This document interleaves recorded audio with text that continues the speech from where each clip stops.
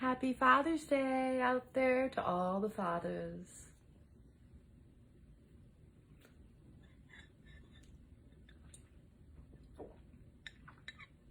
Been a little bit. Haven't gone live here in a while. So let me know how you are faring. What are you doing today? How do you feel?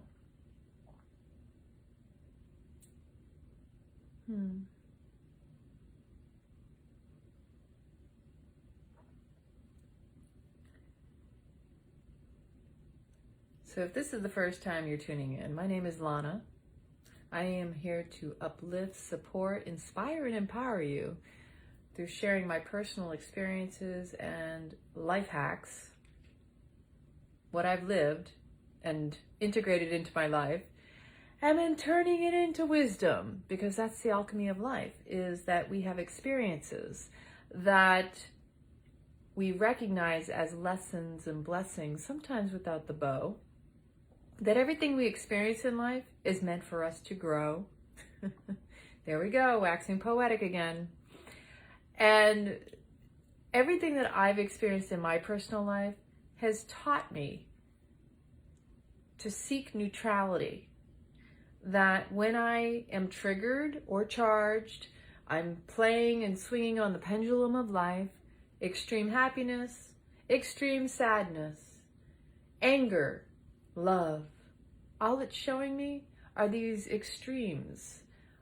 How when we're living this human experience, we're here to experience it all and not choose this or that and get caught up and tripped up in the fall, the preying upon us to pick a side, because that's duality. It's jockeying for sides, picking positions, jumping over the line. Which side are you going to go with? If you tap into your body's wisdom, your body's always giving you a sign. It's always giving you a clue into what is true for you. There are so many different ways you can approach this, but ultimately, it's by closing thine eyes, making them one, going into the intuitive eye, the third eye. It's tuning in, breathing into your body, expanding, and then on the exhale, feel the contraction. With every inhale, we expand. With every exhale, we contract. And guess what? In the pause, that's the neutrality. The pause is in between. It's brief, it's subtle. But if you can be present with it all, you'll notice as you vacillate that you're always expanding or contracting, but there's still going to be that pause. There's always the opportunity for integration, of recognizing, observing, just being slightly behind and witnessing where you're at. So when we expand, we bring in the air. We're taking in the spirit of life. God loves you so much. You're breathing in love. You're breathing in spirit. That's the gift that most of us are so forgetting. We're totally tuned out of. Every time you take in the breath, you take in the breath of life, you are breathing in God's spirit. That in itself should be a reminder, a clue of how special you are. That God loved you so much that every moment you're never alone. You have the spirit. Respira, inspire in spirit. Breathing in and out of you at all times. That's what makes you God's source. Small, infinite possibilities within you, within me. And we're those expressions of God and the divine in human form. And to deny the good is to deny the bad. To deny the bad is to deny the good. When you numb the pain, you numb the joy. We're here to experience it all. That life is meant to be this melange, this, textures and flavors and sensations and visuals. So we have 5 senses, people. What you see, what you smell, what you taste, what you hear, what you can touch. That is how you take in the data. That is how you take in information. You are just as simple as a computer and easily programmed too. That everything you take in through your five senses is what is programming you. That is our data input. We take it in through the five senses, and it programs and wires our nervous system. The brain, right? That's the processor. The heart is the battery. The lungs are what power it. Now, I'm just speaking from a computer IT background, so that's how I equate all of this.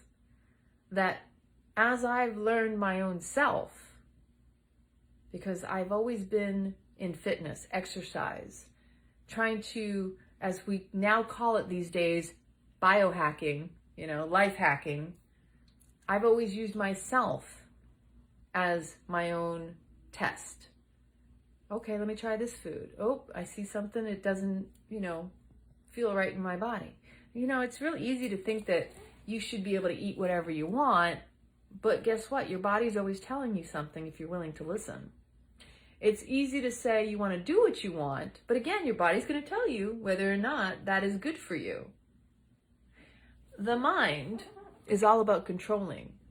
The mind wants to tell and run the show. It's not there to make you happy. I just want to remind you that.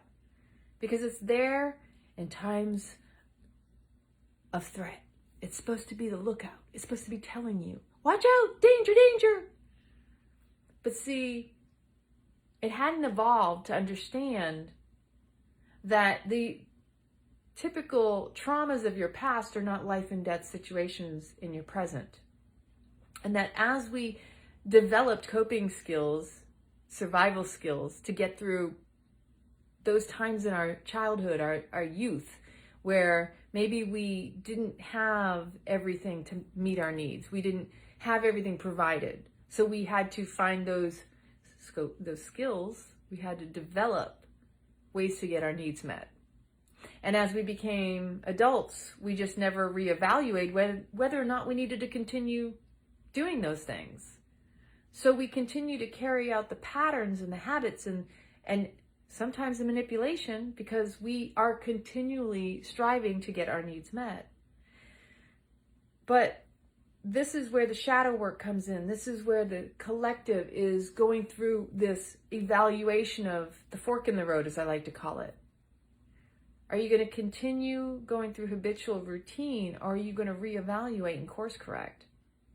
Because as adults, we are the ones who can meet those needs. We don't need to manipulate others. We don't need to hustle or take. What we give, we receive. If we take, we're not necessarily going to get what we think we're going to get. We may actually deplete ourselves more because sometimes in that survival mode, when you think you're getting your needs met because you're in fear of getting them met, you may actually be cutting yourself off from the future. And this has been something I've been experiencing over the past several years, is learning that, wow, I can see where people are in survival mode. They don't see it because thriving means there's an infinite abundance. There's possibilities for all of us. Nobody's going to keep anything from you. What is meant for you can never be withheld from you. So when you think you have to fight for something or you have to compete with somebody, that's that fear mode of the mind, again, trying to keep you safe, take care of and protect you, rather than recognizing there's plenty for all of us. So where we think we need to fight is really where we need to have grace and be compassionate with ourselves and like, oh my gosh, am I in fight, flight, freeze, or fawn mode? Am I in that stress response? Am I in fear? Am I afraid that there's not going to be enough for me? Because that's the only thing that tends to motivate people in ways that actually ruin relationships and leave us depleted. So it's just a check-in for each and every one of us, is noticing where maybe you take but don't return. Maybe you neglect somebody who's always there for you. You expect them to be there when you need them, but are you doing the same in return for them? Are you showing up to them the way that you want them to show up to you? It's easy to say, I'm here for you, which I've heard this a lot over the years, I'm here for you whenever you need me. And then, there've been times I reach out and they're not. And then I'm like, okay. Actions and words don't always align. And that's about integrity. And the only person who's responsible for that is the person who is not in alignment with it. Granted, it stings some of us when we recognize it, because we're like, oh, I wanted to believe that you could show up for me. But I will hold you in accountability and noticing and recognizing. I don't hold against, and nobody should. When you recognize where someone's at, you can honor them at that point and not hold against them when they're not meeting your expectations. So it's easy to get upset and say, well, you said you were going to do this and now you're not doing it, and then keep holding out for them to course correct or maybe prove you wrong in the future. First time, shame on you. Second time, shame on me. Third time, you know what? The way we do anything is the way we do everything. So if someone is repeatedly showing you a pattern, trust them, honor them where they're at, and just hold them there. But don't also hold them as a prison to it. You just learn to discern who you can rely upon, how you can trust yourself, because that's an inner trust. You have to trust yourself when you're really like, oh, it's a shame. I know if I try to reach out for this person, they're pretty much not going to be able to show up to me. And I'm sad for that, because I really want to see them evolve and grow. But it takes a humble person. It takes a lot of humility to acknowledge in yourself where you may not have done that for yourself, that you're holding out for another to do it for you. So if you followed me for a while, I talk about how when we do not tend to our inner child, to our unmet childhood needs, to our old traumas and our wounds, when we don't tap in and go, oh my gosh, what do you need? You literally tune into that hurt little one that's going, I need your attention. I have this pain. I have this emotion bubbling up. And you're trying to run from it, or you're trying to avoid it. The more you avoid the inner work, the more you attract it on the external. Translation, if you don't go within to do the work, you will attract the experience and the scenario to play out in your life with other people. I like to equate it to the brat within you, the little inner child that says, you're not paying attention to me, I'm upset with you and you're not listening. When you were a kid and you were trying to get your parents' attention and they didn't give it to you? That's what your inner child's doing with you too. It's no different. And now you're the adult and you're the one who needs to reparent yourself. You can't let anybody else do that. You can't expect that. That's your work to do. And so when you don't tend to those inner needs, you tend to attract it from the external, meaning you will attract, I say the inner child calls in a third party and says, okay, fine, you're not paying attention to me? Watch this. And then you wonder why you repeat traumatizing, repeat experiences that are similar to the past, right? So when we experience a trauma outside of ourselves, it's because it's meant to be confronted. If you have a conflict with somebody in your life, and it's similar to past conflicts, it's because your inner child is saying, this has not been resolved. So we're going to play this out once again with another person, different actors, same situation, same storyline. You are still the main character. And it will play out until you recognize the confrontation has to go within. You have to acknowledge where you are not being accountable, where you have an unmet childhood need that you're expecting someone on the outside to fix and fulfill. When you acknowledge that within yourself, it will ripple out and it will actually change the relationships you have in your life. You know, family is the hardest one for us to heal. Why? Because we've known each other all our lives. And the tendency with family is that we tend to hold each other like as if we're still that person we were way back when. Unless you have an evolved and growing and like a relationship with your family to where you actually acknowledge, I see you growing, I'm proud of you. Like you've come a long way, like the accolades and the validation in a healthy way. Or maybe you have a humor way. You know, this is all about relationship. Life is relationship. We are all on a ship learning how to relate to one another. Think about it. The first time I heard that life was all about relationship was regarding the oneness movement. When I first got into the hands-on healing and, you know, all about really just tapping into the oneness of us all. Because we all truly are mirrors of each other. And when we speak to one another, really 70 to 80% of what I say is more for me to hear than anything else. And when I share what I share here in my videos and social media, it's because this is my life and what I've learned. And I hope that through my sharing, that it inspires someone else out there and empowers you to see within yourself what is possible for you. That life really is magical. That it's play, it's fun. Life is a game. And when you learn the rules, you can play better and get better at it and have more fun.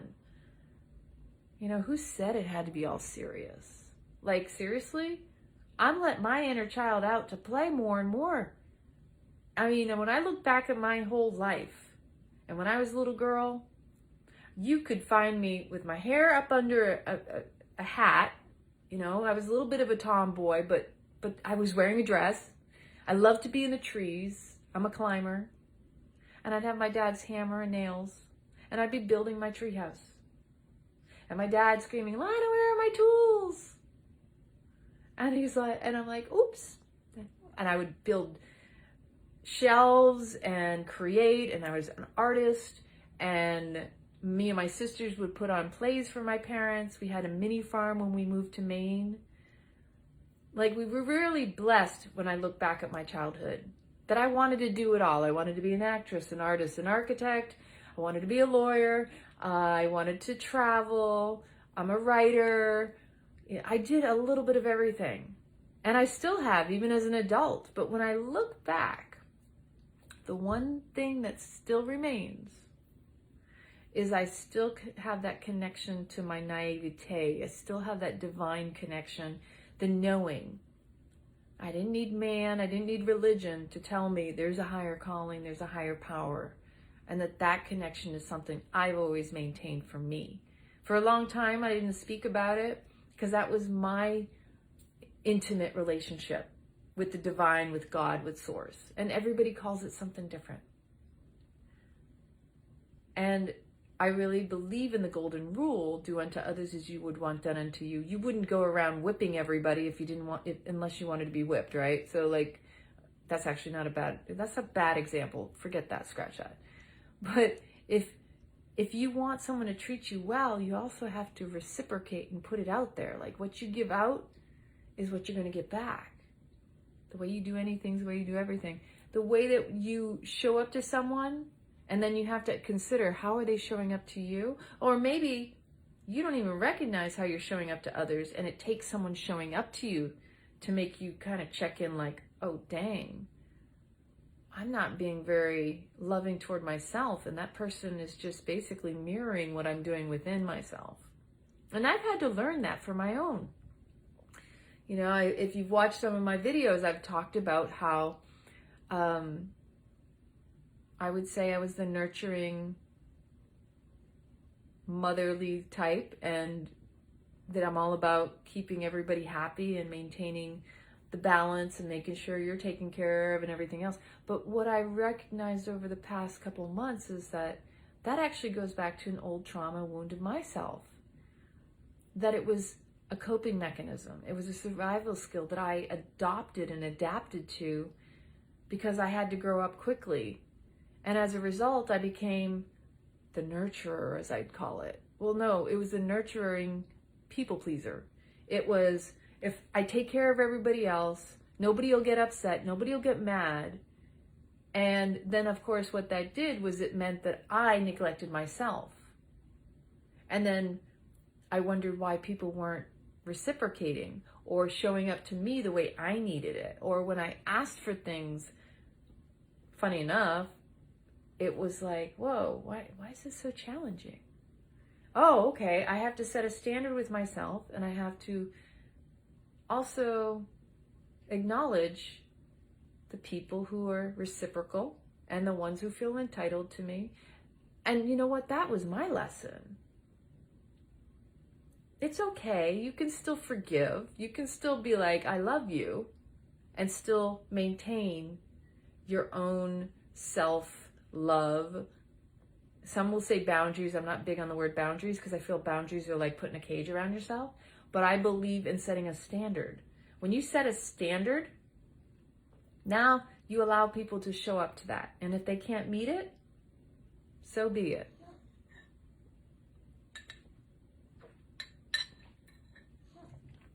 But life is a game, and it's a series of tests, trials and tribulations. It's about learning. It's about growing.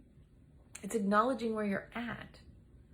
Because if you don't recognize where you're at, you get caught off guard. You know, life's going to throw all sorts of curveballs at you. Are you going to just play game? Because you can. When you know the game, you can get better at it. If you're just blindly going along and you have no clue about how the game is being played, how can you perfect something? How can you progress at it? You know, life is about progress, not perfection. And when you recognize, oh, I don't have, there's no real set rules. There's some guidelines, but you also get to write your own rules too. And you got to get real clever. You got to be real creative. If you look around the world, why do you think there are so many people that you admire for their creativity? Because you didn't think about that. But that's giving you permission to also tap into something that is unique to you. So when you see people out in the world and you're like, wow, you know, how do they do that? I wish I could do that. Well, you can. Don't limit yourself by comparing yourself. What you admire in another is equally inside of you, or you wouldn't recognize it. It's equally true for the things you dislike in others. That's inside of you too. Or again, you wouldn't recognize it. So you can say you don't like such and such about so-and-so, but acknowledge in that too, because that's your work to do. When you see something you dislike in someone else, you know that loaded trigger, that gun, you pointing a finger out, blaming and shaming, and that person's so bad, you got 3 fingers pointing back at you, baby. That's your work to do 3 times over. It's been in your past, it could be your present, and it might be your future. The less you shame and point outside of yourself, the less work that's going to come ricocheting back at you. So if something about someone else is triggering you, and this is what's going on in the world around us, like, can you be neutral amidst all this crazy chaos?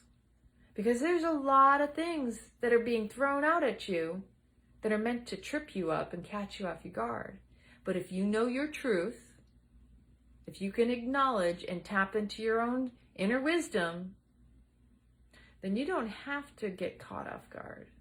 When you know thyself well, nobody else can deceive, instigate, trip you up. And you know, it's a work in progress. It's not like you're going to get this overnight. But the most underestimated power you have is within you. You have the power to change your life, to manifest whatever it is you want, because your mind is a bank. I talked about this. If you go on my YouTube, those are probably my last 2 videos. My most powerful video, in my personal opinion, your mind's a bank.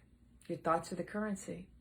You literally pay for your experience because you pay attention. Think about that one. Every thought you think is paying into, sending energy to. So you should prioritize what is so important. Don't ruminate on something you don't want to manifest because you are paying for that experience. Oh, implant conversation. Wow. All right. Just Suzanne, I highly recommend you go to the breast implant illness groups. Get involved in those. I'm in them. Best choice ever made. Let me tell you, taking the implants out of my body with all the chronic illnesses that I had them for 23 years. My first set were saline, and I had them in for 10 years, under the muscle. My second set were silicone, had them under the muscle for 13 years, and from one to the other. And I had everything from, and still do, I'm still kind of cleansing and clearing out. I mean, I only just had my explant was done on the 29th of March.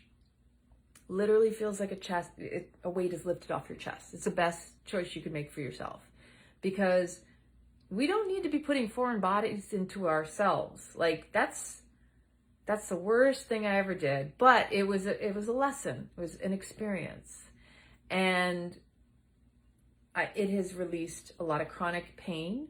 It has released a lot of joint issues for sure. Brain fog, gut issues, like my stomach's just still working through some things, but I can tell you that my digestion is a whole lot better than it was. Yeah, and I highly recommend going to a neuromuscular doctor too, and that's what I started doing recently as well. I ended up getting inserts for my shoes, for my sandals. I have 2 pairs that I had built up, and then inserts. So that's my recommendation on the implants. Please go check out my videos on my YouTube for more information, because there's a lot. There's so much. But right now, where we're at in the world, and it's everything. It's everything from what is a real priority in your life, because the choices we make and the attention that we give them are literally being paid from here. Everything you think, you are creating. And it's like what you anticipate, you create. So if you are focused on the worst things going on in your life, you're amplifying it. You're expanding it. Do you want more of that? Or do you want to focus on what it is you can heal, create? What is it that was a priority when you were a kid? What did you want to be? What I found as I got older is, looking back at my childhood, I still want to do all that stuff. But along the way, I was doing all the things I thought I was supposed to do that distracted me from really my deepest desires that typically I believe are really our soul's calling and why we're here. When you have a desire, it's because your soul is giving you a clue into what it is you're here to do. And there's so much. Like you can look at your life, don't ever have regret. Because every single thing in your life has led up to this moment. And we never really lose our way. It may seem like it because the mind will try to go, oh, you shouldn't have done this. It'll try to blame, shame, because your mind is there to make you safe. It's not there to make you happy. The mind can be so clever, it'll convince you that your heart led you astray. That your heart was broken because you were willing to feel. Do you really believe that? It's really the head that got in the way, because in your body, you can tell the truth. You know the truth because, like with kinesiology, your body's always giving you the signs. The head's the one that talks you in or out of things. When your heart is wide open and you're willing to experience life fully, you're going to get the rich, full experience. And that means the highs and the lows. That doesn't just mean I'm going to get all the pleasure. It means you're going to get the equal amount of pain. But it's a cycle in life. For as much as you go up, you're going to come down. Don't think it's going to be a crash and burn each time, though. It's all cyclical, and it comes in stages and waves, just like the ocean. We are fully aligned. Emotions are really actually reactions and responses to expectations and belief systems. Our biggest addiction is to our belief systems, our BS.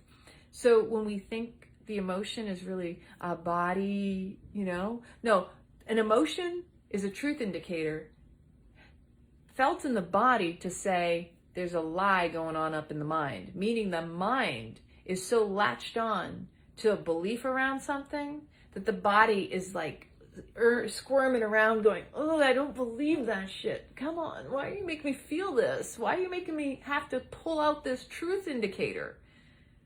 So really, and I don't know that anybody else explains it this way, but this is how I interpret it from my experience. That when your body is squirming with emotion where you think it's like, that's response to a belief system or an attachment to something that you didn't get that was in the mind. See, when we're moving through life and unattached, they say be of the world and not be in the world but not of it. What that really means is the neutrality. It's like the non-attachment. It means I don't own this. I don't have to have the grip on it. You can have plenty of things come and go in your life, but the idea that you can't live without it, that's attachment. Thinking you have to have. Knowing that someone in your life is eventually going to leave it at some point. Knowing that maybe you move houses, you'll not have that house for long. Like everything is temporary. And if, again, you got to watch my last YouTube video because I talk about time. Because time is man-made. And everything we do revolves around time. It's a prison system in itself. And who is the man behind the curtain controlling the strings? And who is behind the time machine? Who determined the expiration when in reality it's infinite? If we were to eliminate and abandon the time system, don't you think we might even find our infinity? We may find that we're ageless. Stop aging. These are just some deep thoughts I have and I think about, because I think that we are too contained in this, it has to be this way. Like, get outside of yourself. Think outside the box. I don't like confinement. That's just me. If you like being confined, then the time system works really well for that. Especially if you're real dogmatic with your time, and this is, that I have to get up at this hour, and I have to go to bed at this hour, and I have to eat at this hour. Like, it's one of those things that you need to actually sit and evaluate in your life. And I've done this. I've been extreme with extreme time constraints, and then a little bit to the other extreme of being too unregulated, like not having some structure. So the question is, can you find the middle ground? Can you find the middle way? Can you do, as the masters say, find neutrality? Don't choose this, don't choose that, that's the trap. Walking the middle path, walking with neutrality, unattached to this, unattached to that, and acknowledging that you see it. And that when you see imbalance in your life, all it's doing is showing you contrast, because that's what life is meant to do. And you're supposed to experience all of it.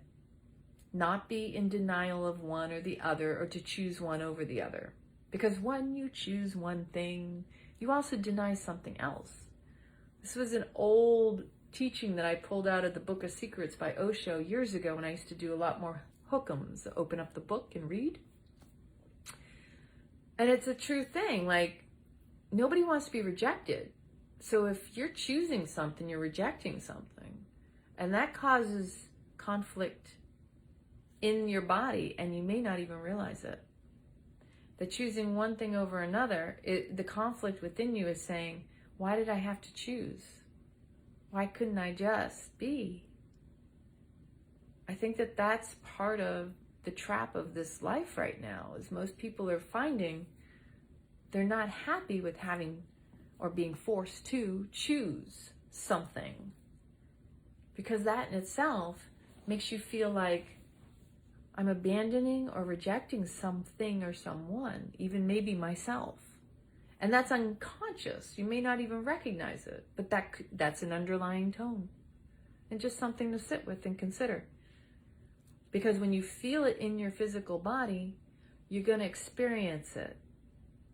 When your physical body is giving you signs and clues, listen, tap into that, recognize, wow, there's something here for me in this. Because within every experience, there's a lesson. And that's what we're here for, is the experience. Not to attach a good or a bad to the lesson or the experience, but to just recognize, wow, I had that experience. But if you've noticed, most of us are saying, oh, I had that experience. I had that experience. Like, wow.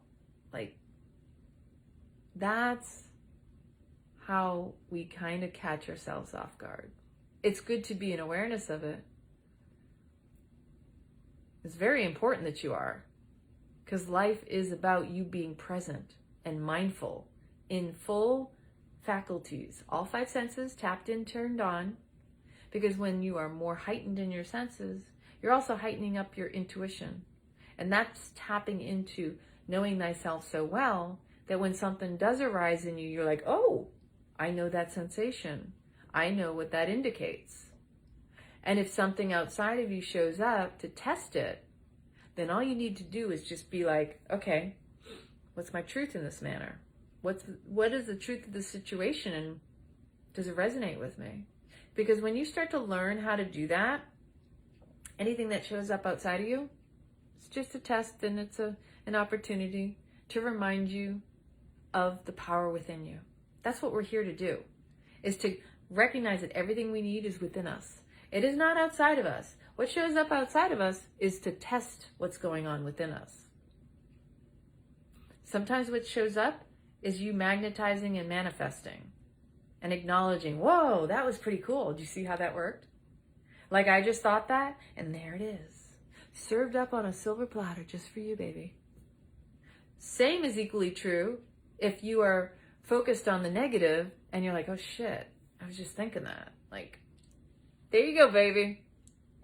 This is just for you. And you're like, seems like some humble pie being served up. Had that happen plenty of times in my life.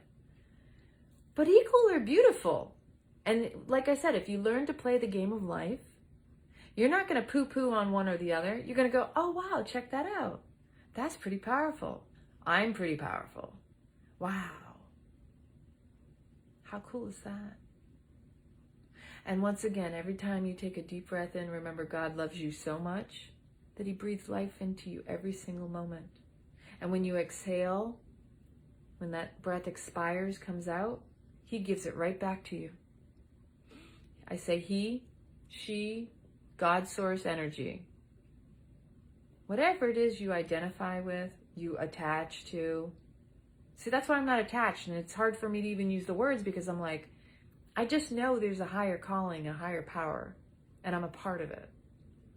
And I own that. Because I'm not going to let anything else own me. Because I recognize the powers within me. So let me know in the comments how you're doing. Are you tuned in, turned on, tapped into this world and all the craziness that's going on? So I pulled out an oldie but a goodie. Haven't done this in a while, but this is The Untethered Soul by Michael Singer. If you don't have it, it's a great book.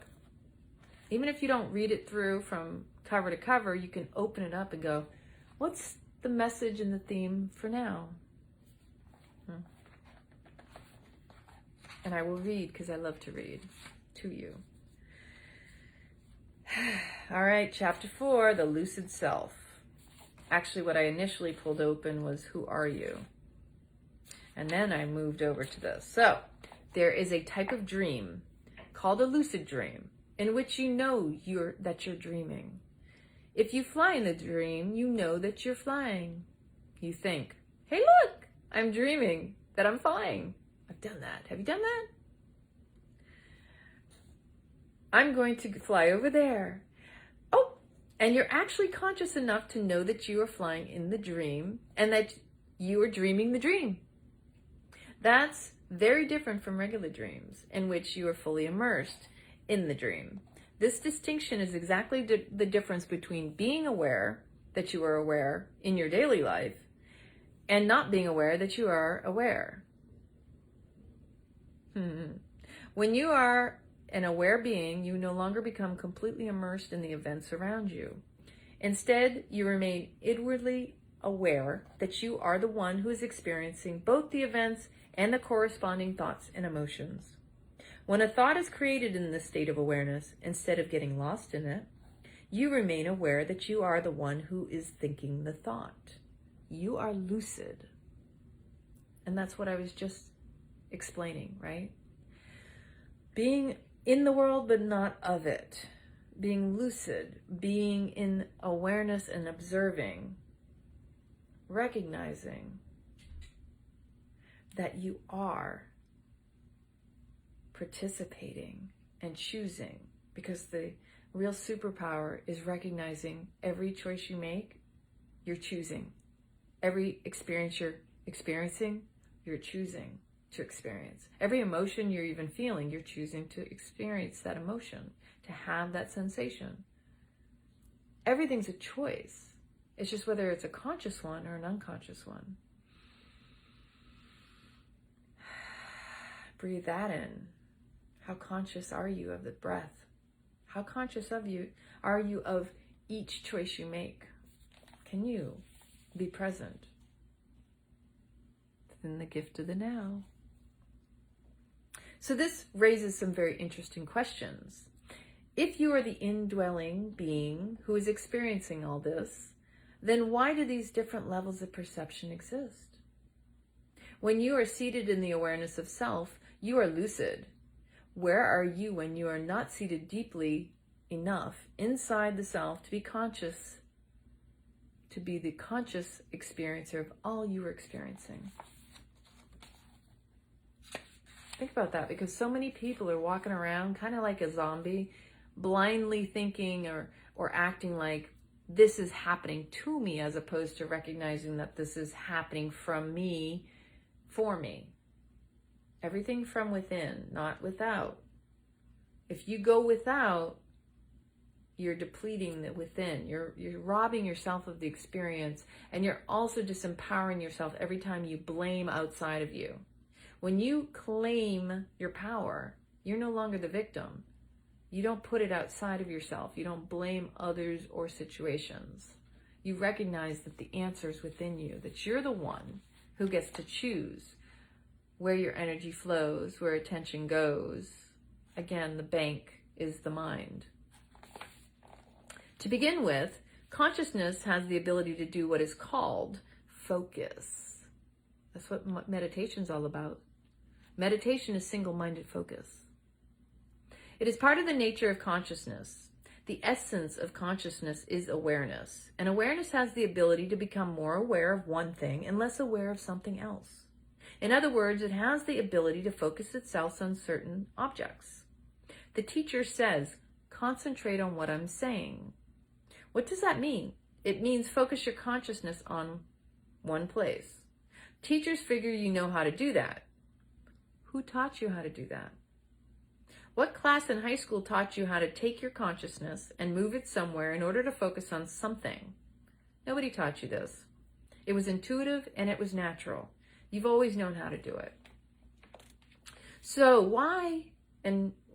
we do know that consciousness exists. We're not like obtuse here. We just don't normally talk about it.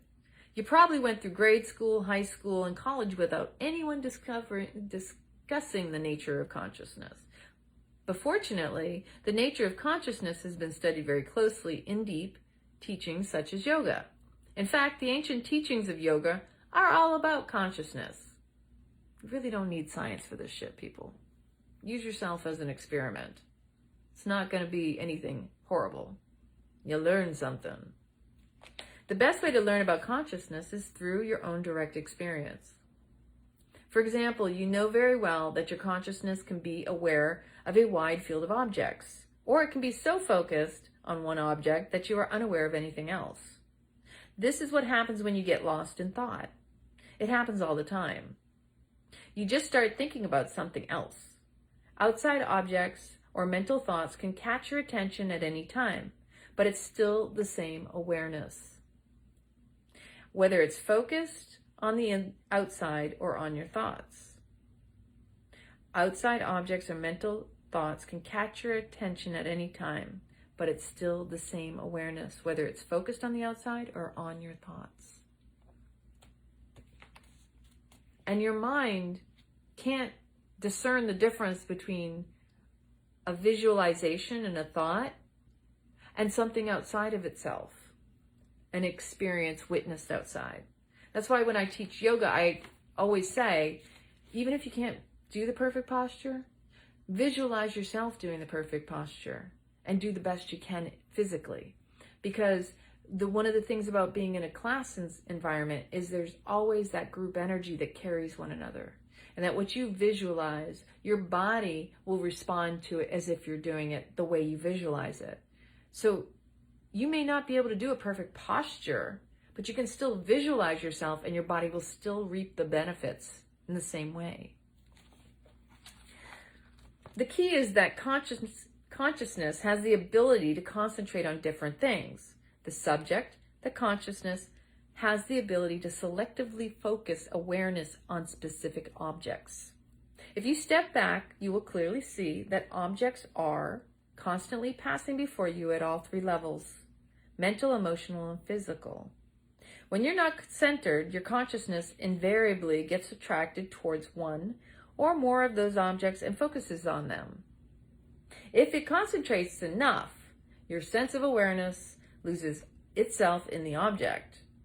It's no longer aware that it is aware of the object. It just becomes object conscious.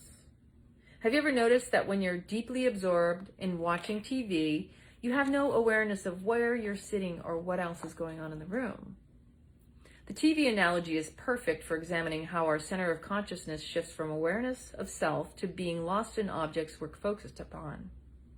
The difference is that instead of sitting in your living room getting absorbed in the TV, you're sitting in the center of your consciousness, getting absorbed in the screens of your mind, emotions, and outside images. When you concentrate on the world of physical senses, it draws you in. Then your emotional, mental, and reactions draw you in further. At that point, you're no longer sitting in the centered self. You are absorbed in the inner show you're watching. See how programming really works? Like if you're watching TV, you're taking it in through your five senses and you disassociate with what really is going on and it becomes real. That's why I was just saying it's very important to acknowledge that whatever it is you visualize externally or internally is affecting you, whether you want to believe it or not, subliminally or directly.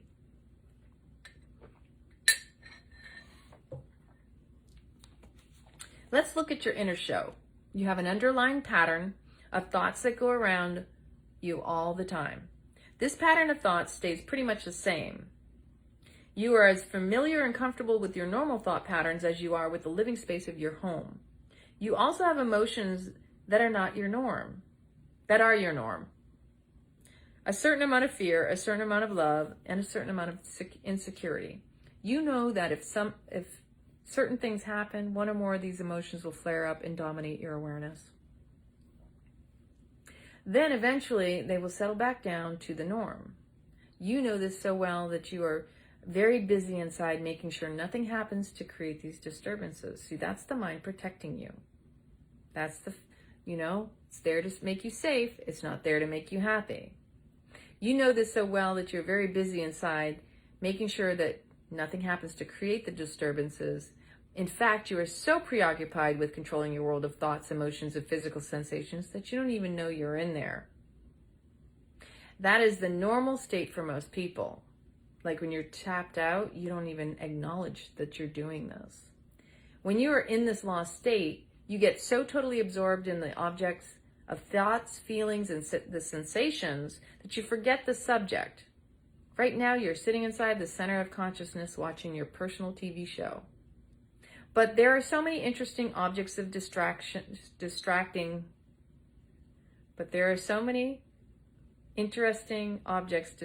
your consciousness that you can't help but get drawn into them. It's overwhelming. It's three-dimensional. It's all around you. All of your senses draw you in: sight, sound, taste, smell, and touch, as well as your feelings and your thoughts.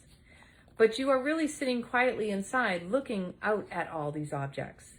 Just as the sun does, it does not leave its position in the sky to illuminate objects with its radiating light. So consciousness does not leave its center to project awareness onto the objects of form, thoughts, and emotions. If you ever want to recenter, just start by saying, hello, inside of yourself. Over and over. Hello, hello, hello, hello. You're inside. You're inside. Then notice that you are aware of that thought. Don't think about being aware of it.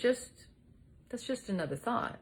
Simply relax and be aware that you can hear hello, hello being echoed in your mind. That is your seat of centered consciousness. Let me know in the comments, have you read The Untethered Soul? Now let's move from the small screen to the big one. Let's study consciousness using the example of a movie. When you go to a movie, you let yourself get drawn in. It's part of the experience of watching the movie. With a movie, you use two senses, seeing and hearing. And it's very important that these senses synchronize because they use music to keep you mesmerized. And it evokes emotions within you. You know, it hits you in the heart. You feel it. You wouldn't get as involved in the film if they didn't synchronize. Imagine if you were watching a James Bond movie and the soundtrack didn't synchronize with the scenes. Instead of getting drawn into the magical world of the movie, you would remain very aware that you were sitting in a theater and that something was wrong. But because soundtracks and scenes normally synchronize perfectly, movies capture your awareness and you forget that you're sitting in the theater. You forget your personal thoughts and emotions and your consciousness gets pulled into the film. It's actually quite phenomenal to contemplate the difference between the experience of sitting next to strangers in a cold, dark theater versus being so absorbed in the movie that you're totally unaware of your surroundings. In fact, with an engaging film, you may go for the full 2 hours without any awareness of yourself. So the synchronization of sight and sound is very important if your consciousness is to become absorbed in the movie. And that's just two of your senses. That's how programming works, people. Be very aware of how deep you get pulled in, you get sucked in. If they can suck you in through your eyes and your ears, and then they involve all the rest, what will happen when your experience of a movie includes smell and taste? Imagine that your experience of film in which someone is eating and you taste what they taste and smell what they smell. You would surely get caught in that one. The sensory input has doubled and therefore the number of objects drawing on your consciousness has doubled. Sound, sight, taste, smell, and we haven't even mentioned the big one yet. Would you even go to a theater that has touch? When they get all five senses working together, you don't stand a chance. When they get all five senses working together, if they're all synchronized, you become completely absorbed into the experience. But then again, not necessarily. Imagine you're sitting in the theater, and even with this overwhelming sensory experience, you still become bored with the movie. It just isn't capturing your attention. So your thoughts start to wander. You begin thinking about what you'll do when you get home. You start thinking about something that happened to you in the past. After a while, you're so lost in your thoughts that you're hardly aware that you're even watching a movie. This occurs despite the fact that all your five senses are still sending you all these movie messages. This can only happen because your thoughts can still occur independently of the movie. They provide an alternative place for the consciousness to focus. Now imagine that movies are made not only engage the five senses, but also make your thoughts and emotions synchronize with what's happening on the screen. With this movie experience, you're hearing, seeing, tasting, and settling. You begin feeling the character's emotions and thinking the character's thoughts. The character says, "I'm so nervous. Should I ask her to marry me?" And suddenly insecurity wells up inside of you. Now we have the full dimension of the experience. 5 physical senses, plus thoughts and emotions. Imagine going to that movie and getting plugged in. Careful, that would be the end of you as you know yourself. There would be no object of consciousness that is not synchronized with the experience. Any place your awareness falls would be part of the movie. Once the movie gets control of the thoughts, it's over. There is no you in there saying, "I don't like this movie, I want to leave." That would take an independent thought. But your thoughts have been taken over by the movie. Now you are completely lost. How will you ever get out?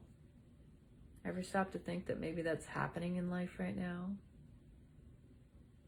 You got so captivated, mesmerized, and sucked in that you're not even conscious of the fact that it's not you inside of you.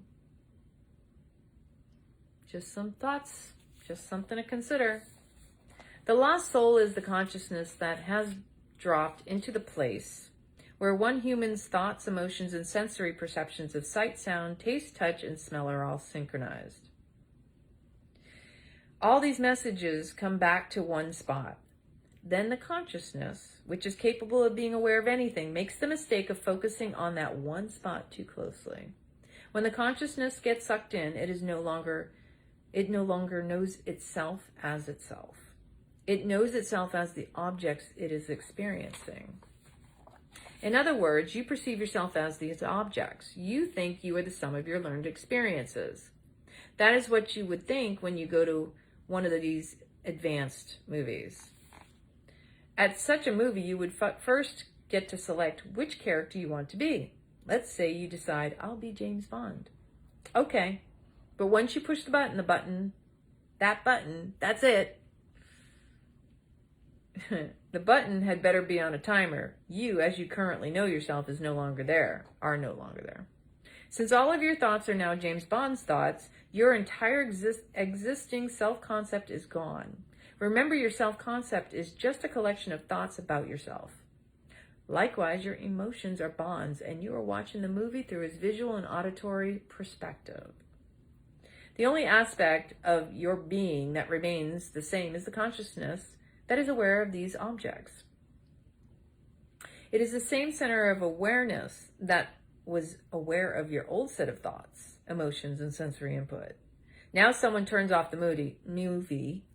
Immediately, Bond's thoughts and emotions are replaced with your old set of thoughts and emotions. You're back to thinking that you're a 40-year-old woman. All the thoughts match. All the emotions match. Everything looks like, smells like, tastes like, feels like it did before. But that doesn't change the fact that it is all just something consciousness is experiencing. It is all just objects of consciousness, and you are the consciousness.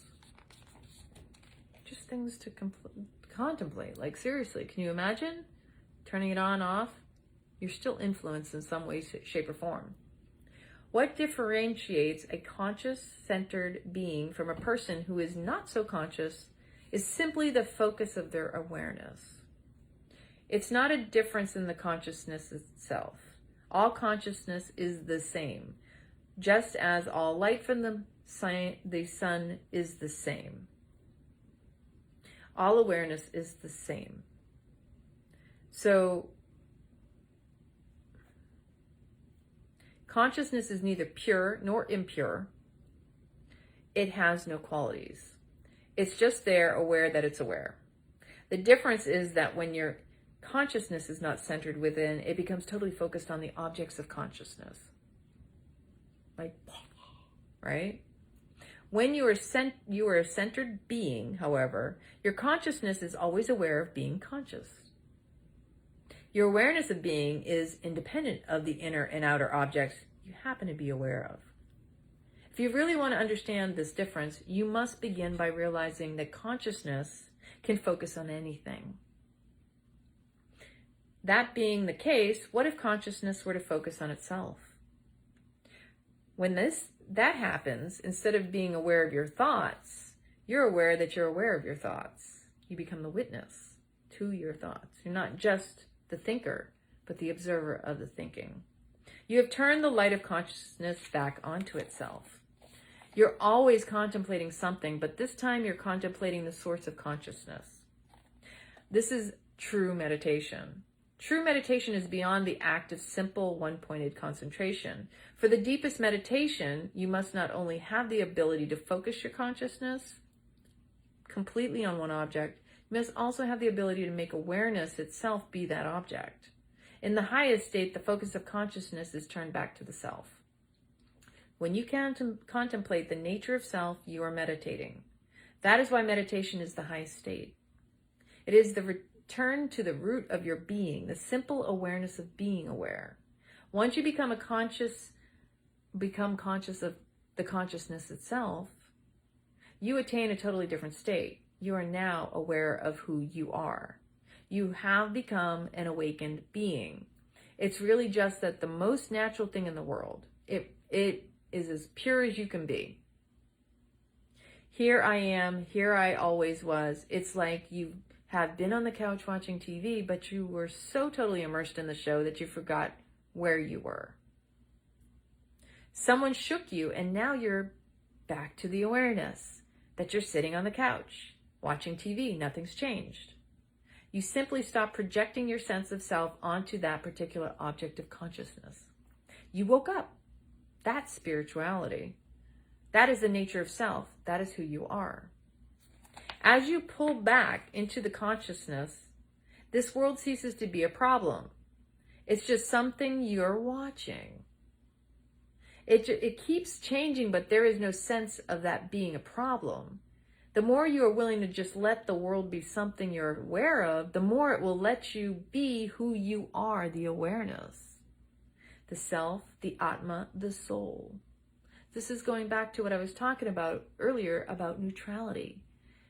Choosing to attach to this or that is the trap, and it keeps you out of that neutral space. And it's the non-attachment that is neutrality.